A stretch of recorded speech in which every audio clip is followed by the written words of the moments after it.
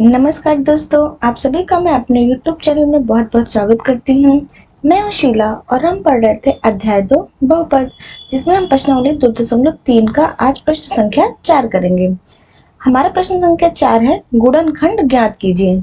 हमें गुणनखंड ज्ञात करना है और ये गुणनखंड हम गुणनखंड प्रमेय द्वारा भी ज्ञात कर सकते हैं और मध्य पद विभक्ति द्वारा भी ज्ञात कर सकते हैं। तो हम इस गुणनखंड को मध्य पद विभक्त द्वारा ज्ञात करेंगे। मध्य पद विभक्त द्वारा इस गुणनखंड को हम ज्ञात करेंगे। तो हमारा जो क्वेश्चन दिया हुआ है इसको हम px मान लेते हैं कि px बराबर 12x square minus 7x plus 1 दिया है।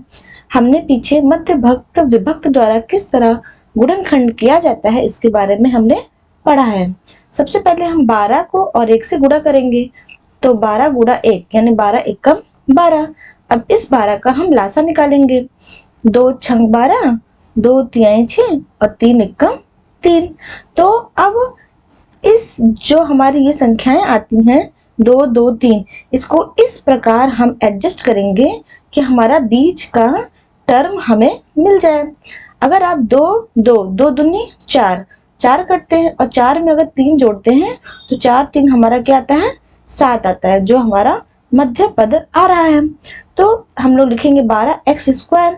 अब 7 चूंकि -7 है तो यानी कि यहाँ पे -4 -3 बराबर -7 हो जाएगा।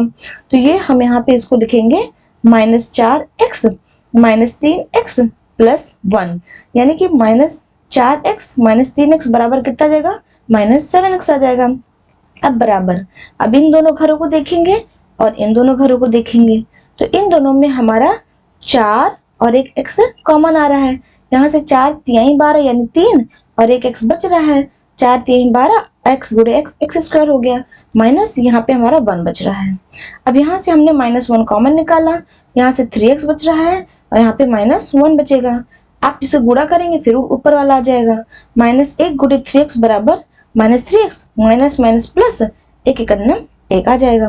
अब इन दोनों में 3x -1 कॉमन है तो हमने यहाँ 3x -1 कॉमन निकाल लिया और क्या बच रहा है हमारा 4x -1 बच रहा है और यही इसका हमारा आंसर हो जाएगा। आगे बढ़ते हैं। नेक्स्ट है हमारा 2x square plus 7x plus 3। हम इसे भी px मान लेते हैं कि px हमारा कितना दिया हुआ है, 2x स्क्वायर प्लस 7x और प्लस 3 दिया हुआ है। फिर से हमने इस 2 और 3 को गुणा करेंगे तो 3 दिन में हमारा कितना आ जाएगा, 2 को 3 से गुणा करेंगे तो 2 तिहाई 6। अब इस 6 का हमने फिर से लासा निकाला तो 2 तिहाई 6 और 3 एकम 3। अब हमको इसको इस तरह से एडजस्ट करना है, इस तरह से एडजस्ट करना है कि हमारा बीच का टर्म आ जाता है। तो और इसका एक जो गुणनखंड 1 भी होगा हमारा, तब 3 दूनी 6 हो गया और 6 में अगर हमने 1 जोड़ा तो कितना आ जाएगा हमारा, 7 आ जाएगा, यानी बीच का टर्म आ जाता है और सिंबल भी प्लस है तो ये भी प्लस हो जाएगा। तो अब इसके नीचे हम लिखेंगे 2x स्क्वायर और 7x की जगह पे लिखेंगे हम लोग 6x प्लस x बराबर 7x हो जाएगा। तो यहाँ पे हम लोग लिख देंगे 6x प्लस x और प्लस यहाँ पे हमारा 3 आ जाएगा बराबर। अब इन दोनों घरों को देखेंगे और इन दोनों घरों को देखेंगे तो यहाँ से हमारा 2 कॉमन आ रहा है और ये एक x आ रहा है, यहाँ से एक x बचेगा प्लस, चूंकि 2 तिहाई 6 और चूंकि x निकल चुका है तो यहाँ x प्लस 3 बचेगा। यहाँ पे +1 बचेगा क्योंकि दोनों में 1 1 है और x प्लस 3 बचेगा हमारा। फिर बराबर x प्लस 3 दोनों में कॉमन हो जाएगा हमारा और इधर क्या बच जाएगा हमारा 2x प्लस 1 और ये इसका हमारा आंसर भी हो जाएगा। नेक्स्ट तीसरा है हमारा 6x square plus 5x minus 6। इसे भी हम px मान लेते हैं कि हमारा बहुपद है px बराबर 6x square plus 5x minus 6 है। फिर से हमने इस 6 को और इस 6 को गुणा करेंगे तो 6 गुणे 6 बराबर 6 36। अब हम 36 का लासा निकालेंगे, तो 36 का लासा निकालेंगे, 2 कम 2 2 अट्ठे 16, 2 नवे 18, 3 त्रिक 9 और 3 एकम 3 आ जाएगा हमारा। अब हम इन नंबरों को इस तरह से एडजस्ट करेंगे कि हमारा बीच का टर्म आ जाए। अगर आप देखेंगे 3 त्रिक का 9 हो गया और ये 2 दूनी हमारा 4 हो गया और 9 में 4 अगर हम घटाते हैं, 9 में अगर हम 4 घटाते हैं तो हमारा कितना आता है, 5 आता है, यानी कि बीच की संख्या आ जाती है।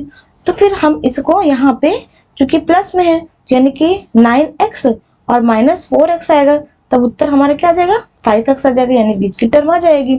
तो इसलिए हम इसको लिखेंगे 6x² और 5x की जगह पे लिखेंगे 9x - 4x, यानी प्लस 9x - 4x - 6 बराबर।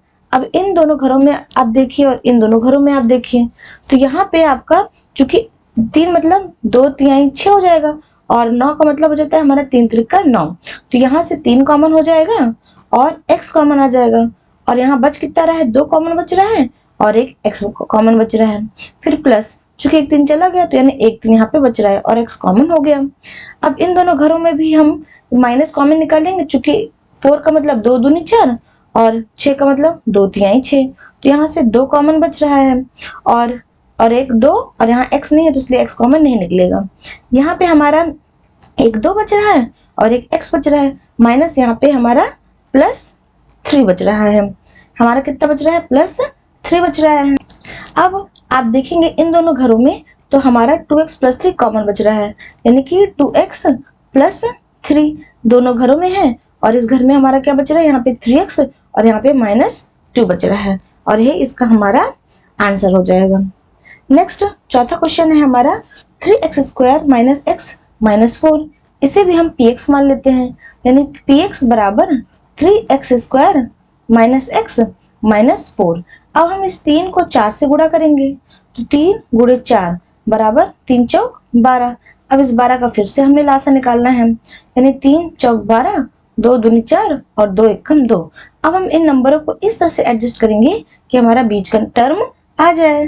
तो फिर हम देखेंगे ये 3 है और ये 2 दूनी हमारा कितना आ रहा है 4 आ रहा है, और 4 2 दूनी 4 और 4 में अगर हमने 3 घटाया तो हमारा कितना आ रहा है 1 आ रहा है।